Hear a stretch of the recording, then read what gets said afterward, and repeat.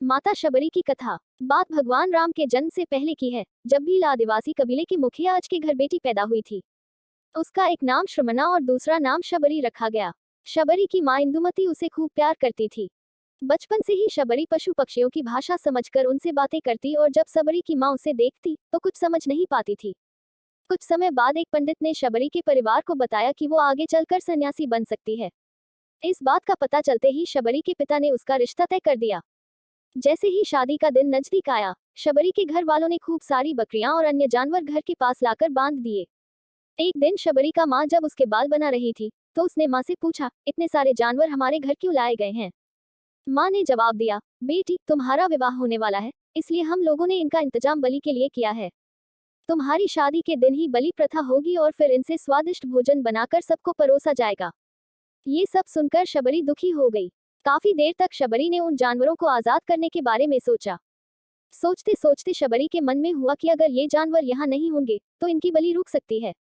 ऐसा नहीं हुआ तो मेरे घर से कहीं चले जाने पर ही यह बलि रुकेगी। जब मैं ही नहीं रहूंगी तब न विवाह होगा और न ही बलि प्रथा। इससे मासूम जानवर बच जाएंगे। इसी सोच के साथ जानवरों को रखी गई जगह पर शबरी पहुंची। उसने सोचा कि उन्हें खोल देती हूँ, लेकिन वो ऐसा नहीं कर पाई। उसके बाद शबरी जंगल की तरफ भागने लगी। भागते भागते शबरी ऋषिमुख पर्वत पहुंच गई। वहां करीब 10,000 ऋषि रहा करते थे। शबरी को लगा कि वो भी इसी जंगल में किसी तरह ऋषि मुनियों की सेवा करके अपना जीवन जी लेगी। वो चुपचाप उसी जंगल में एक हिस्से में किसी तरह से रहने लगी। शबरी रोजाना ऋषि मुनियों की झोपड़ी के आगे झाड़ू लगाती और हवन के लिए लकड़ियां भी लाकर रख देती। ऋषि मुनियों को समझ नहीं आ रहा था कि जंगल में उनके काम अपने आप कैसे हो रहे हैं। एक दिन शबरी को किसी ऋषि ने देख लिया। उसे देखते ही उसका परिचय पूछा। जैसे ही शबरी ने बताया कि वो भील आदिवासी परिवार से संबंध रखती है, तो उसे ऋषियों ने खूब डांट लगाई। शबरी को इस बात का बिल्कुल भी पता नहीं था कि उसकी जाति छोटी है और उसे ऋषियों द्वारा जाति की वजह अपमान सहन करना पड़ेगा। इतना सब होने के बाद भी शबरी हर ऋषि मुनि के दरवाजे पहुंचती और उनके आंगन में झाड़ू लगाकर उनसे गुरु दीक्षा देने के लिए कहती। हर कोई शबरी को उसकी जाति की वजह से अपने आश्रम से भगा देता था। ऐसा होते होते काफी समय बीत गया। उसके बाद शबरी मतंग ऋषि की कुटिया में पहुंची। वहां पहुंचकर मतंग ऋषि को शबरी ने बताया कि वो उनसे गुरु दीक्षा लेना चाहती है। उन्होंने खुशी खुशी उसे अपने गुरुकुल में रहने दिया और भगवान से जुड़ा ज्ञान देते रहे। शबरी ने भी अपने गुरु मतंग ऋषि की सेवा करने में कोई कसर नहीं छोड़ी। वो गुरुकुल के भी सारे काम करती थी। शबरी से खुश होकर मतंग ऋषि ने उसे बेटी मान लिया था। समय के साथ मतंग ऋषि का शरीर बूढ़ा हो गया। उन्होंने एक दिन शबरी को अपने पास बुलाया और कहा, बेटी, मैं अपना देह त्यागना चाह रहा हूँ। बहुत साल हो गए इस शरीर में रहते रहते।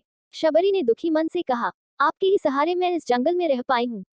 आप ही चले जाएंगे तो मैं जीकर क्या करूंगी? आप अपने संग मुझे भी ले जाए, मैं भी देह त्याग दूंगी। मतंग ऋषि ने जवाब दिया, बेटी, तुम्हें चिंता करने की जरूरत नहीं है।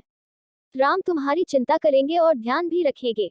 शबरी ने राम का नाम सुनने के बाद पूछा, वो कौन है और उन्हें मैं किस तरह से ढूंढूंगी? मंतग ऋषि ने बताया, राम कोई और नहीं भगवान है।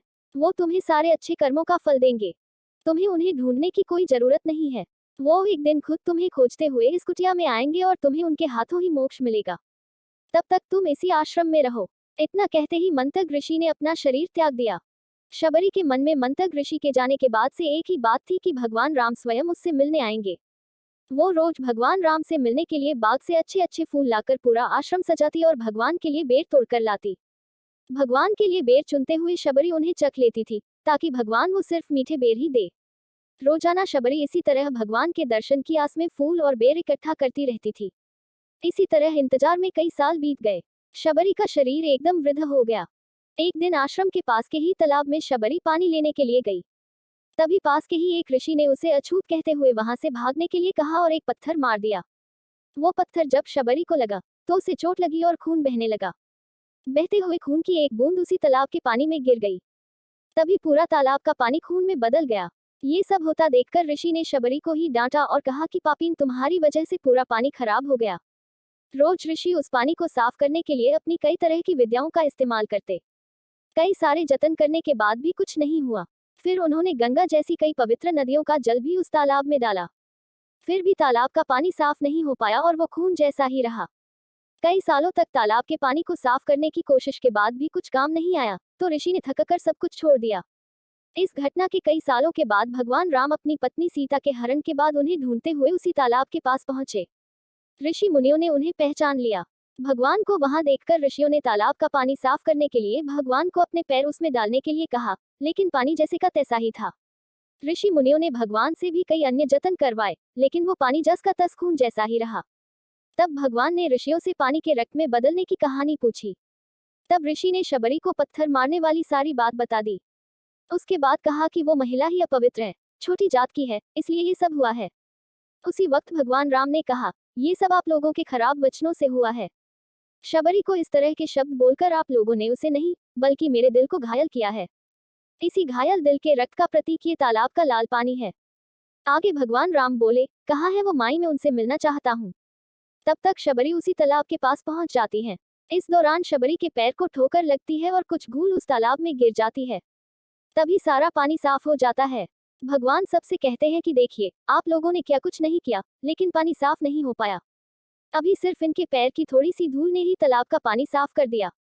भगवान राम को शबरी पहचान चुकी थी। उन्हें प्रणाम करके शबरी ने कहा, भगवान, आप मेरे साथ कुटिया में चलिए।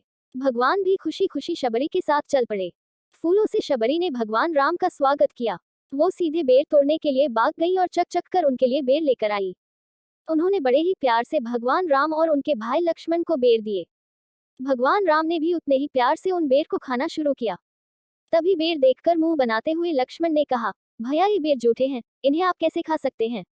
भगवान ने जवाब दिया, लक्ष्मण, ये जूठे नहीं, बल्कि बहुत मीठे हैं। शबरी माई हम सबके लिए ये बहुत प्यार से तोड़कर लाई हैं। इतना कहकर भगवान राम प्यार से उन बेर को खाने लगे। भगवान ने जाते हुए शबरी माई से कहा, आप मुझसे जो चाहे वो मांग सकती हैं।